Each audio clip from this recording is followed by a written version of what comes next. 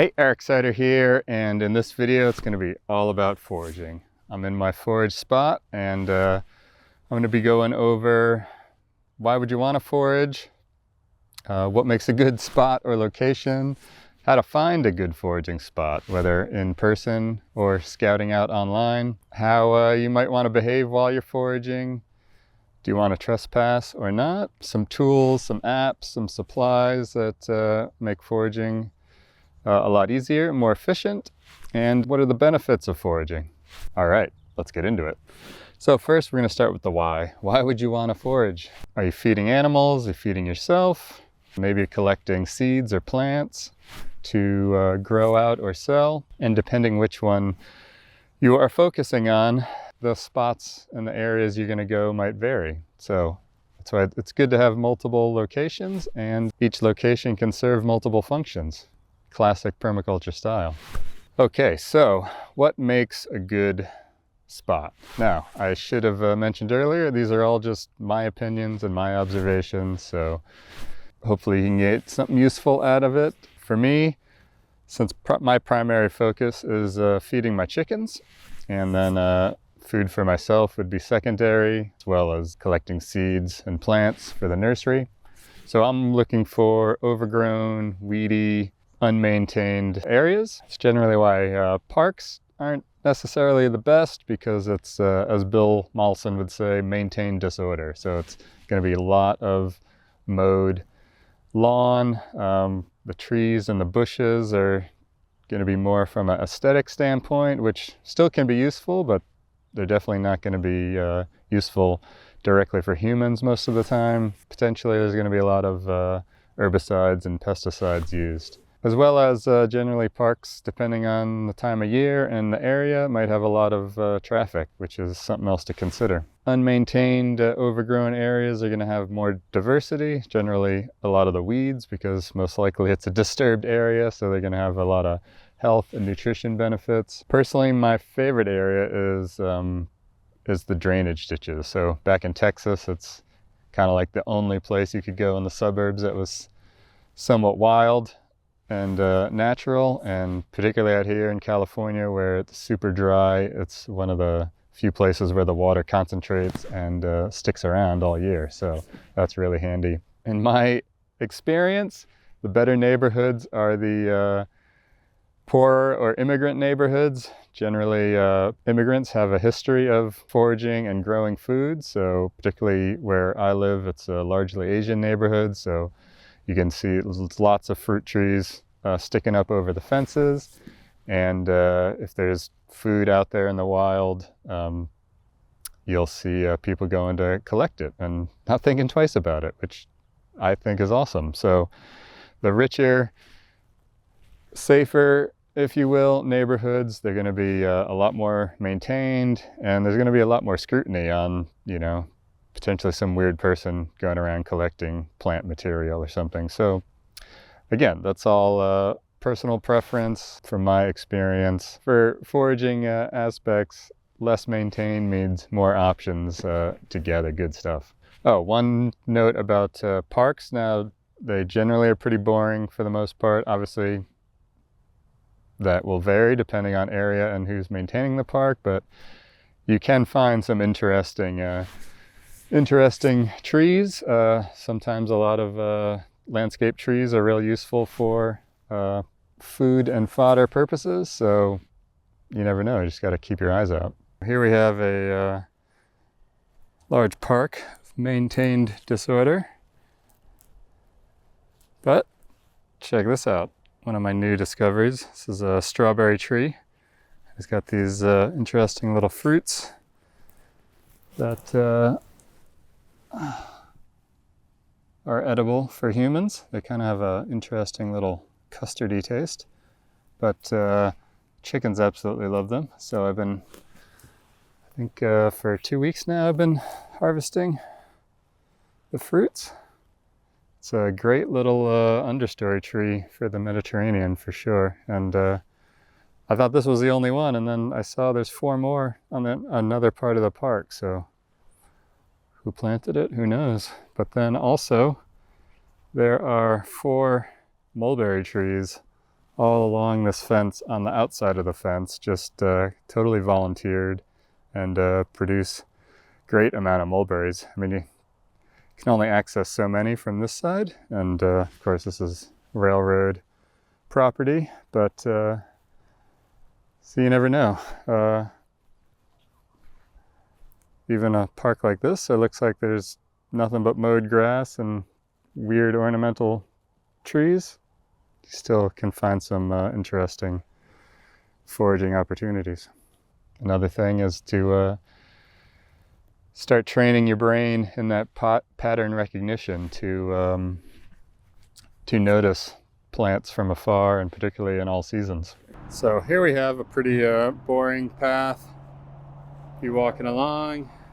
I mean, there's some oak trees, which could be handy. Then all of a sudden, what is that? That kind of looks like an olive tree. And then you get up near it and you're like, whoa, check that out. Full of olives. And who planted it? Who knows? How long has it been here? There's no other trees remotely like it. And now I've probably walked by this tree 10 or 15 times without even realizing it. Usually because I'm down there, and I just feel like, why would I look up here? There's never anything interesting planted along the road.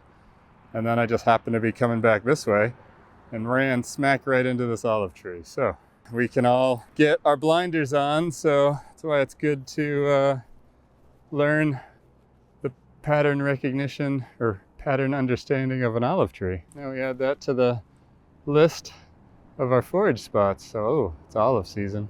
Let's go get our olives. And chickens love olives. Now that we know what to look for a good forage spot, we can do a lot of the scouting work online with some pretty cool tools. And then once we find some potential spots, we can go confirm in person. I actually found that the web version of Google Earth combines some of the best features of Google Earth Pro and Google Maps. So I'm just gonna do a Google Earth search and follow the link.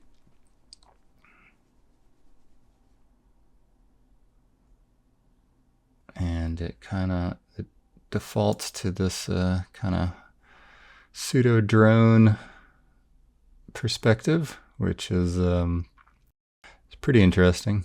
Pretty cool way to fly around the area and check out potential spots. I mean, it is kind of augmented 3D versions of a satellite photo, so the trees get a bit funny when you get closer. So it's not great as far as trying to use it to identify specific trees, but definitely is good enough to find some locations. So we'll jump back to 2D. And as I mentioned before, the drainage ditches are kind of one of my go-to locations for foraging. And as I also mentioned, the importance of pattern understanding. So you start to realize, oh, green in the center, followed by brown and tan on either side. That's very most likely a drainage ditch. You can get closer, and yes, indeed, because it's oftentimes in between two housing developments. So the one feature that I like about Google Maps is Street View. And now that we have this identified, we can say, okay, so how can we access it? So we might be able to access it here. So what you do is you grab this little guy and drag him over, and it will, well, everything that has a Google Street View option will show up in blue. So drop it there. And boom, there we go. And we see, nope, it's got a fence. You can zoom in, see, most likely it's got a lock, so that doesn't look like they want us there. So that's probably not going to work.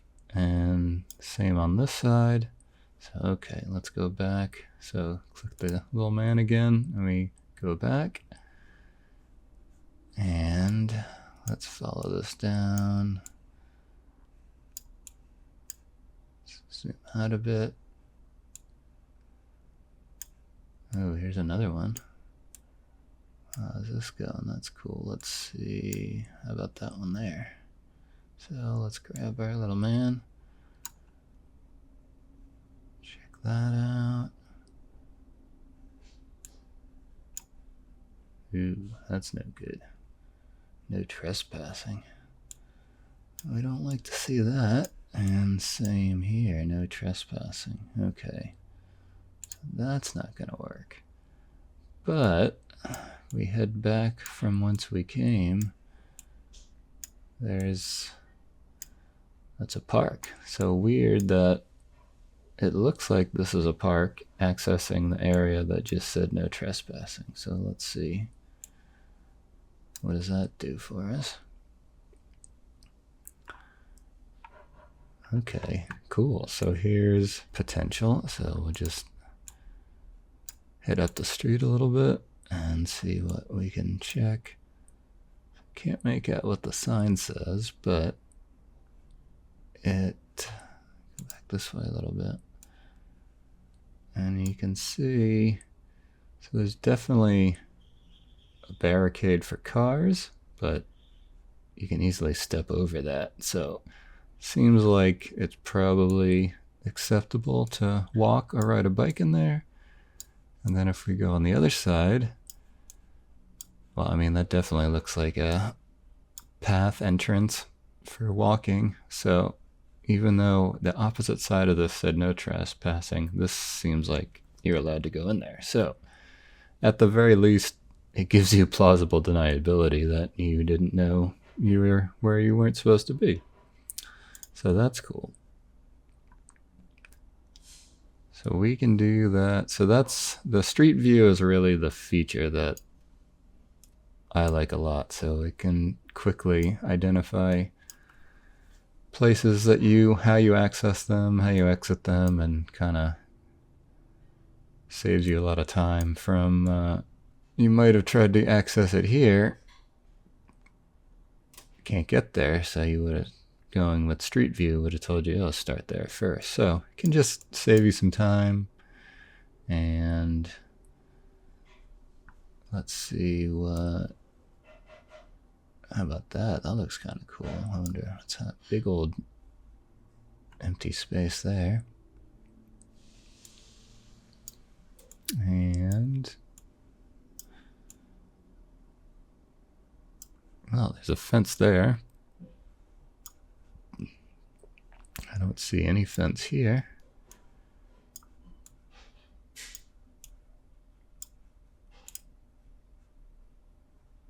Let's go up the road a bit.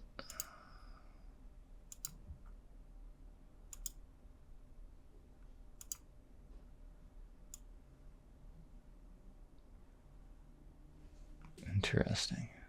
So there is a fence up here.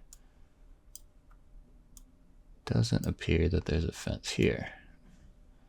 So that's a potential one.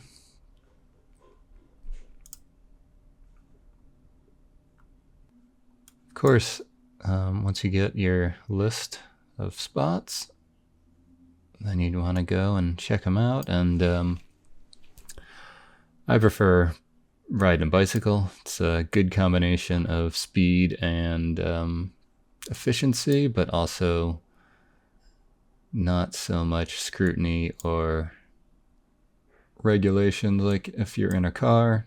And it's just a lot easier to observe what's going on from a bicycle than driving around in a car and worrying about other cars behind you and whatnot. And you can haul a fair amount of stuff on a bicycle. All right. So that's how we find a good spot. And now we're on to how to behave depending on the forage location. behavior while foraging. So this is, again, another highly subjective one, and a lot of it's going to come down to personal preference and where you're foraging. Now, it's quite interesting how you can be invisible in plain sight. So it's a lot of studying people, where they look, what they look at. People driving by in cars, you know, you might think, oh, I'm right on the side of the road, like a neon sign pointing at me. They're not looking at you. They're looking forward, or sadly, they're probably staring at their phone. So you might feel embarrassed. Obviously, that's a personal thing, whether you're out collecting material or not. So that might dictate the time of day you go, or, you know, which is, again, once you find a good spot, you're going to want to visit it frequently, visit at different times of the day, and so you can see the general activity. If it's a park, there might be a lot of people out exercising and working out before work, or so sometimes like after 9 a.m., 9 to 10 is might be a big lull. Obviously weekends, weekdays, it's all site specific. How you want to dress, I mean, you could try to look a bit more official, or you could look kind of homeless, you know? Out in California, most of the time people want nothing to do with homeless people, so if you look a bit ratty, I mean, generally people aren't going to pay any attention. They're going to just, oh, look at this weird person collecting berries or something. So in my experience, most of the time people could care less, but again, where you are might dictate, you know, if you're in a nicer neighborhood, you might not want to look shabby because maybe someone's going to complain about it. Collared shirt or a fluorescent vest, and people probably just think you're a utility worker or a landscaper, you know? Look like a landscaper. Most of the time, all the work, even on city property, is outsourced, so look like a landscaper. Boots, pants, you know, gloves, bandana maybe, or safety goggles. Probably no one's going to pay attention to what you're doing. Which brings us to the next section, is to trespass or not to trespass. So this spot where I am, I'd have to say technically it's probably trespassing. I don't think they would really want people stomping through here, but the way I come in and out of here, there's technically no sign or no gate. Cutting a hole through a fence, breaking a lock, there's an obvious no trespassing sign. It's going to be a little harder to have that plausible deniability. So that's it's going to be up to you and how good or bad a spot is. It might be worth doing a little trespassing or not. Now, here in Sacramento, I mean, there's homeless people everywhere. There's homeless people by the train tracks, on the sidewalk. So obviously the city is taking a pretty lax approach to enforcement. So I think once they realize you're not actually homeless, even if you did get approached, probably not going to be a big issue. A few things I always like to have on hand, obviously get into supplies, but I always have plastic bags on hand. Generally, there's always trash around, unfortunately, particularly in drainage ditches where all trash ends up. So throw a couple bottles or bits of trash in a bag. Somebody says anything, I'm just collecting trash. Oh, you're not supposed to be here? I'm sorry, I didn't see a sign. Like, believe me, you're out picking up trash, no one's gonna have a problem with that. Or another option, walk your dog. Oh, my dog got off leash, ran into the area, I just got him back on leash, you know? But all that said, a lot of this can be avoided with just observation. Find out if it's a place that's regularly maintained. Obviously it's overgrown. It's probably not regularly maintained, but it might be a seasonal thing. A lot of times for the drainage ditches, they're going to come through, particularly before or after a big rain, and clear out the main pipes and culverts.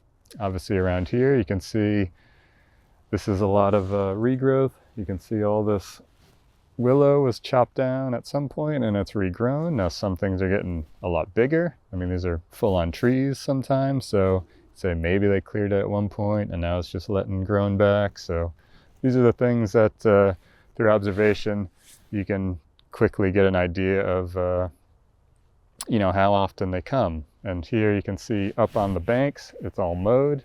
Down here, it's obviously stays wet, so there's only certain times of the year that could even get in here, which is another thing to consider. So trespassing, I'll leave that one up to you. Observing people moving through, animals moving through, time of day, school particularly is a lot of traffic at the start of school, at the end of school, rush hour. Weekends are going to be different than weekdays, so it's all things you got to kind of keep an eye on, and might be advantageous or not depending on what you're trying to do. All right, let's talk tools. Scourge of the world, the plastic bag. Yet ridiculously useful, lightweight, strong. So unfortunately, there's tons of these in my house. So I use them all the time. Just that easy, put it in your pocket. Of course, if you don't want to use plastic bags, reusable bags are great as well. Of course, number one, the rice knife. Permaculture's Farm sells some awesome ones, so this is my number one tool right there. Secateurs, another good one, particularly for harvesting propagation material. You might also want to have just a regular knife. Mora knife makes out of Sweden. They make some awesome, really affordable knives. Of course, I always have a little folding knife. Opening assist is really handy, so I never go anywhere without a knife in my pocket. This is kind of a modified digging knife, or hori, which I don't use that often, but if you're wanting to get roots out of the ground, this is just like a pretty low profile, easy way to do it. I mean, you might want to carry a fork, garden fork with you if you really want to get at it, but a bit of work, this can do the job too, particularly for something like cattails or something else you want to get the roots of. Leatherman or multi-tool is also handy. I rarely go out of the house with these. They're more if I'm around the farm or the garden, but might be useful for you. And of course, gloves. I really like these Maxi Flex. Lightweight, but gives your hand and skins a break, particularly if you're going to be gathering up deer manure, like I often am. If you are out slogging around in wet, marshy areas, you definitely want some rain boots or muck boots. And these I just found. It's been a bane of my existence trying to find rain boots that are comfortable and somewhat lightweight, but also durable. So I can't stand regular rain boots. I think they're heavy, clumsy, annoying things. And I've tried Japanese style rain boots. Even the split-toed ones were kind of interesting, but they're more or less just like a rubber sock. So these by our Muck boots, I think they just came out with these. So these have been awesome. You can fold them down.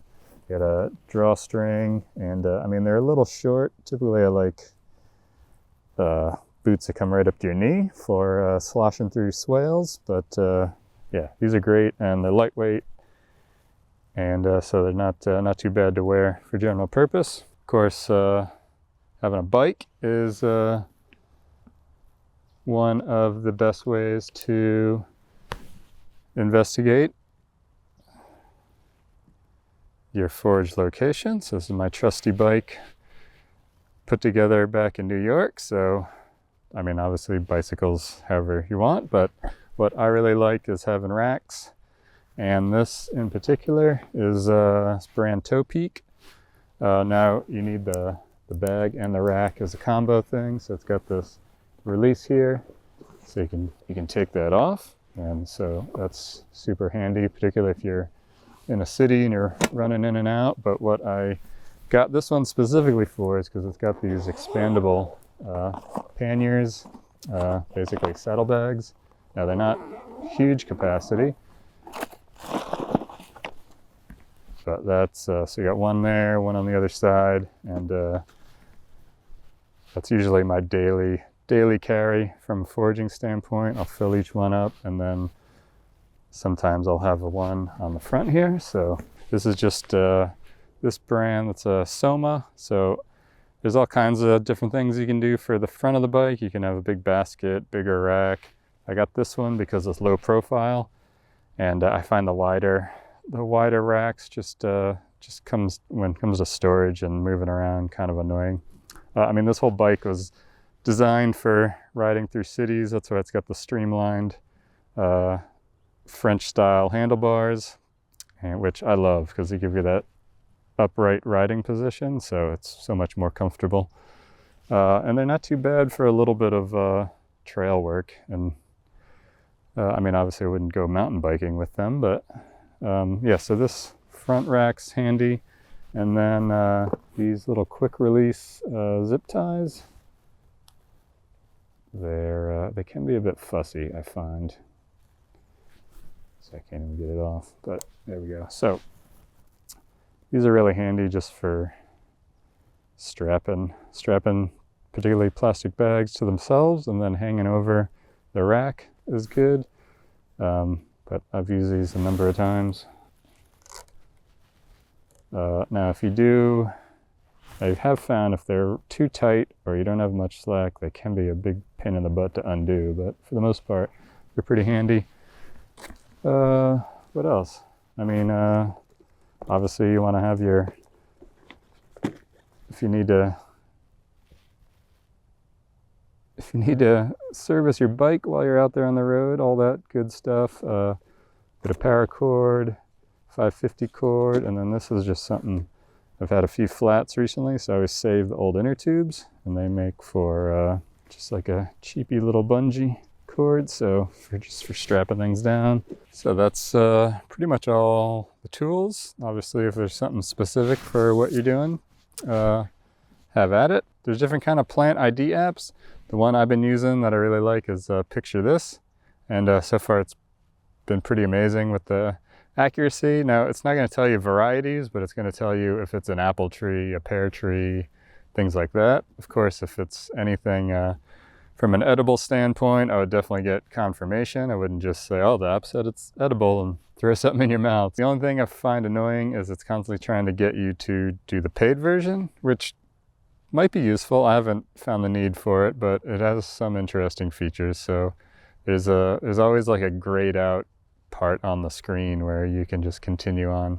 So that's really good. What are the benefits? Well, number one is just getting outside and getting active, which might seem redundant for you. Obviously, feeding animals or feeding yourself is a strong motivation to get out there. Particularly for me, just knowing I got chickens to feed really helps me get out there when I might not necessarily want to. And then the added benefit, you learn the plants, particularly with the Plant ID app. I'm always just taking pictures, like, what's this, what's that, what's this? And then you're like, oh, I remember that one, and this is a good one, and there's a spot over here. I'm like, oh, I've seen that tree before. Now I know I want to go back there, so that's always handy. And then, so yeah, it's a good way to just start learning the local plants and trees, particularly seasonal. You know, if you're out foraging, you're just dealing with what's growing at that time of year. So depending on your climate, there might be nothing going on in the winter, but a lot of times you're gonna have seeds in the fall, winter time, nuts, some late blooming fruits, and then instantly you're gonna be connected to the seasons, what's growing, what's not. Maybe you're gonna out there collecting seeds or plant material for your own nursery or to propagate on and sell. So you're gonna start to learn all the good spots, the good mother trees to collect seed and propagation material from. One other good thing is, generally speaking, a good forage spot also tends to be a really good guerrilla gardening spot. So again, you're gonna be observing the maintenance regimes, how often things get mowed or cut. Do they leave it for a season? If it's only a seasonal thing, you can sneak in a crop or two, and then just growing more of what's useful to you. If you're going to these spots all the time, it's gonna be a regular thing. You can start growing out things to make it more useful and more diversity. And of course, be a caretaker, you know? You're out there, pick up some trash. Yeah, leave the place better than you found it. I mean, that's what we're trying to do, right? All right, hope you enjoyed that. If you did, hit the like button. Just lets me know if you're getting useful information out of this, or if you got questions or things I didn't go over that you'd like, go ahead and leave a comment below. As always, permaculture shirts and sweatshirts. If you're in need of permaculture consultation or design, or maybe just want another set of eyes to look at your operation. As Bill says, there's a limitless amount of yield. It basically comes down to your imagination. Yeah, so there's always something you're not going to think of that someone else might, so that could be of great value. And so all the links for that will be below. All right, thanks so much for watching, and I will see you next time.